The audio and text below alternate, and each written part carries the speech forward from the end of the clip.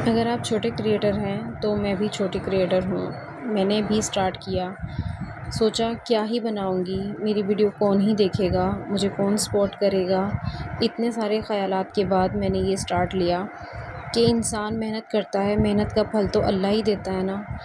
लेकिन आप सबकी सपोर्ट के बाद ही मैं यहाँ तक पहुँच पाई हूँ, जिसकी वजह से आप भी शुरू करें। आप भी ना देखें कि आपका किचन किस तरह का है, आप क्या कर रही हैं। आप भी ज़रूर से घर में बैठकर वर्क करना स्टार्ट करें, लेकिन आप सबको सब सपोर्ट करेंगे इंशाल्लाह, जैसे मुझे सपोर्ट किया गया है।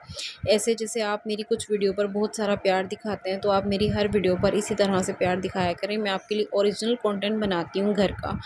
जो भी काम करती हूँ आप लोगों के साथ शेयर करती हूँ, अपनी खुशी, अपने गम, छोटी-छोटी चीज़ें, हर चीज़ अपनी फैमिली के साथ शेयर करती हूँ। फ़ेसबुक पर माशाल्लाह मुझे बहुत ज़्यादा प्यार दिया गया है। सबसे ज़्यादा अभी तक फ़ेसबुक प्लेटफ़ॉर्म है जहाँ मुझे सबसे ज़्यादा सपोर्ट मिली आप सबकी, और आपके बगैर बिल्कुल ये सब कुछ मुमकिन नहीं था।